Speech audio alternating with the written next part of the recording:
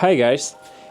If you recently happened to order bunker crash bars from heat.com for your BMW F800 starting from 2024, this video might help you to install them by yourself. Unfortunately, my crash bars came without installing instructions, but after sending an email to heat.com, they replied me quite immediately and sent me these instructions.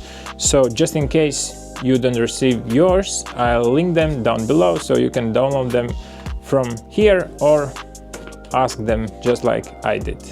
So let's start the installing process. And together with crash bars, you receive different kind of brackets, screws in different sizes, so don't mix them. As you can see here, I'll sort and label them before. As you can see here, number 9, number 7, and these numbers are according to installing instructions. What comes to the tools you will need, mostly they are Allen keys, different size of Allen keys, with this be the biggest one, and T-type, I don't know what is it called.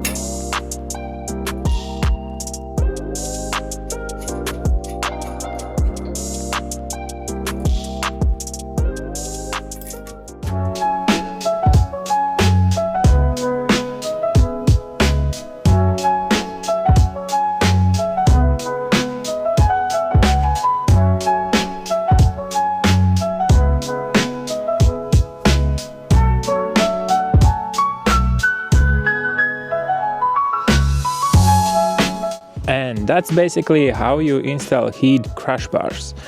Remember to retighten the screws after first 50 kilometers. I already did that and nothing came loose. So have a safe ride. See you soon. And unfortunately for me, I already tested them and I dropped my bike. You can see some scratches here. Yeah, they held good and nothing's wrong with the bike except my clutch lever broke the end of it. So maybe another video how I change my clutch lever.